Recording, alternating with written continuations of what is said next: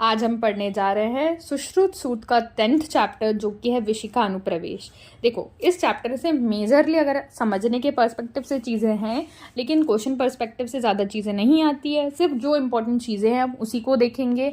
हम lengthy wise पढ़ना इस चैप्टर को नहीं जाएंगे, क्योंकि सुश्रुत के चैप्टर्स में कंसाइज चीज़ें पॉइंट वाइज लिखी है, उसको उसी तरीके से पढ़ना है।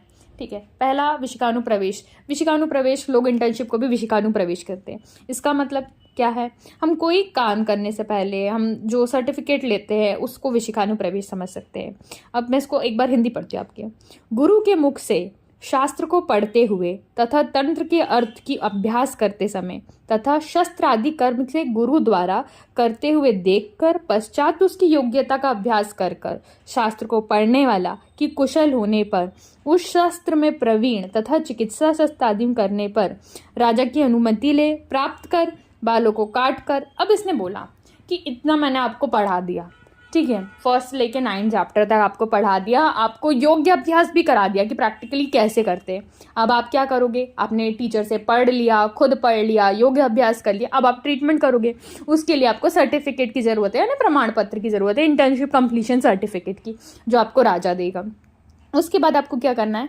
फिर से पूरा डिटॉक्स होना है, अपना ना मस्त वाइट कपड़े पहनना है। जब हम पढ़ाई स्टार्ट कर रहे थे, मतलब जब हम वैद्यता स्टार्ट कर रहे थे, तब उन्होंने बोला था कि हमें कौन से कलर के कपड़े पहनने हैं? ठीक है, केसरी कलर के जाना, जो स्टूडेंट कपड़े पहनते। अब आप डॉक्टर बन चुके हो तो अब आप एप्रन पहनोगे, वाइट एप्रन पहनोगे, तो आपके लिए यहाँ पे श्वेत वस्त्र पहनकर, ठीक है, स्वकर्म मार्ग या रोगी के गृह जाने पर, पहले घर जा जाकर अगर चिकित्सा का यहाँ पर वर्णन मिलता है एज पर श्लोका, ठीक है, तो यहाँ पर विशिखा यानी स्वकर्म मार्ग या रोगी के घर जाने के मार्ग में प्रवेश करे। अब आप जाओ, अब ट्रीटमेंट करो।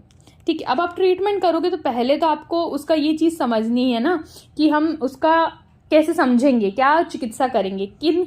तो यहाँ पर षड्विध परीक्षा का वर्णन मिलता है कि 6 रोगों को जानने के उपाय हैं, जो कि हमें पता है। 5 हमारी ज्ञान इंद्रिया और 1 हमारा वेरी इंपॉर्टेंट प्रश्न, क्योंकि हम प्रश्न करना ही वैद्य का सही अधिकार है। वो प्रश्न कर करके ही आधी चीज़ें निकाल लेता है, क्योंकि पेशेंट से तो उसने 5 चीज़ें देख ली, ग्रहण कर ली, देन द प्रश्न इज द की, प्रश्न करेगा। अब नेत्रों से हम क्या देख सकते हैं वो पढ़ लेते हैं। श्लोका नंबर 5 की हिंदी पे आइए।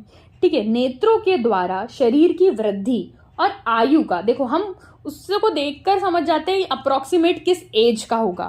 ठीक है, अब हमारे पास डेट ऑफ सर्टिफिकेट और पेशेंट बहुत अच्छे आते हैं, सही आयु बताते हैं, लेकिन नेत्र से भी हम आयु का प्रमाण लगाते हैं। हम पूछते हैं, या हमारे पास जो प्रिस्क्रिप्शन पैड आता है उसमें ऑलरेडी लिखा होता है कि व्हाट्स द एज।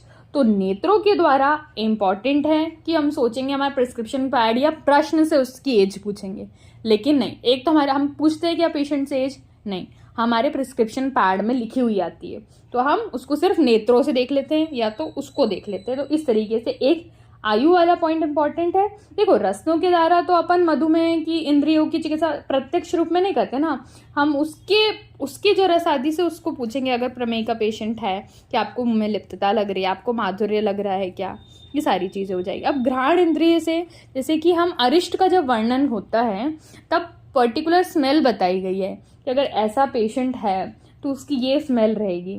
तो वैसे ही घ्राण इंद्रियों में अरिष्ट आदि का, क्योंकि अरिष्ट हम ये नहीं बोलेंगे कि आंख से आ रहा है, ठीक है, देखकर हम अरिष्ट का वर्णन कर सकते हैं, लक्षण दिए गए हैं, लेकिन स्पेसिफिकली हम बोलेंगे सूंघ कर, मुझे पर्टिकुलर टाइप की स्मेल आएगी तब मैं समझूंगी कि ये अरिष्ट है। ठीक है, तो जो चीजें अलग है यहाँ पर हम वही एम्फसाइज कर रहे हैं कि पहले हमने आयु एम्फसाइज करी, दूसरा प्रमेय आदि रसन इंद्रिय पर, तीसरा अरिष्ट आदि। ठीक है, और प्रश्न से तो हम उसके देश, काल, जाति, रोग, वेदना, पाचन अग्नि हम उससे पूछ कर ही बताएंगे ना, वो कितना डाइजेस्ट कर रहा है, ना मुझे नेत्र से दिख रहा है उसकी, ना मेरी घ्राण बता रही है, मुझे उससे पूछना पड़ेगा कि उसकी जठर अग्नि कैसी है। तो बस यहीं से समझते चलो। देखो, एक पॉइंट नहीं लेके चलना है हमें कि जो लिखा है वही पढ़ना है, सोचना है कि हाँ तब ये लिखा होगा तो इसके पीछे क्या पर्सपेक्टिव होगा। वैसे जैसे चरक ने बहुत सारे बताए हैं ना कि 10विध परीक्षा का भी वर्णन करा, पर यहाँ पर हमें षड्विध परीक्षा को लेकर चलना है कि इन 6 चीजों से हम रोगों की डायग्नोसिस बनाएंगे। बस श्लोका नंबर 7 पे आओ। श्लोका नंबर 7 पे बोला गया है कि असाध्य, असाध्य रोग कब होता है? उसने बोला अगर रोग परिसंवत्सर अर्थात 1 साल अगर पुराना हो जाता है, 1 साल तक हम उसकी चिकित्सा नहीं करते हैं तो वो रोग असाध्य हो जाता है। तो इंपॉर्टेंट मार्क करेंगे, श्लोका नंबर 7 का लास्ट था।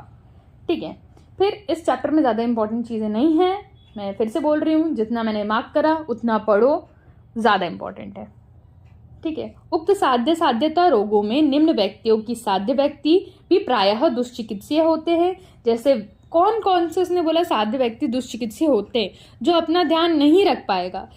अब वैद्य पाठी जो इंसान है, आप प्रिपरेशन कर रहे हो तो आप क्या पर्टिकुलर चीज़ें फॉलो कर पाते हो? नहीं। नित्य स्नान आदि नियम करते रहने से, राजा जो है, राजा के भी बहुत सारे उसके ऊपर फर्ज है, उसकी ड्यूटीज़ है, उसमें वो कुछ चीज़ें भूल जाता है। स्त्री है, स्त्री घर में मम्मी बच्चों के लिए और पापा के लिए सारी चीज़ें करती रहती, खुद के लिए नहीं करती है, तो वो स्त्री आ जाएगी। ठीक है, ये लोग जो हैं वो दुष्चिकित्सीय क्यों होते हैं? क्योंकि इनके सामने इनके कर्म जो इनने माने हैं, जैसे अब जो स्टूडेंट है, जो एस्पिरेंट है, वो सारी चीज़ें साइड करता है अपनी स्टडीज़ के लिए, तो वो प्रायः दुष्चिकित्सीय हो गया। अब राजा है, उसके कर्तव्य, उसके काम इंपॉर्टेंट है, तो वो रोज उठ के जाता ही है अपने काम करने। स्त्री है, वो अपने को निग्लेक्ट करके बाकियों का काम करती है। ठीक है, तो स्त्री की बात हो गई। तो ये प्रायः लोगों की बात बहुत अच्छे तरीके से यहाँ पर की गई है। ठीक है, बाल, वृद्ध, डरपोक, राजभ्रक्ष, ठीक है, दुर्बल, वैध अभ्यासी, व्याधि छिपाने वाले, दरिद्र, कंजूस, क्रोधी करने वाले, अपने आत्मा का हित न चाहने वाले आदि लोगों की यहाँ पर व्याख्या मिलती है। इस तरीके से ये चैप्टर बहुत छोटा था। हम नेक्स्ट चैप्टर में देखेंगे जो बहुत इंपॉर्टेंट चैप्टर है, जो कि क्षार पाक विधि का वर्णन है। ठीक है, क्षार, अग्नि, जलों का 3 इंपॉर्टेंट चैप्टर है, कंजिक्यूटिव पढ़ेंगे। ठीक है, बाय बाय।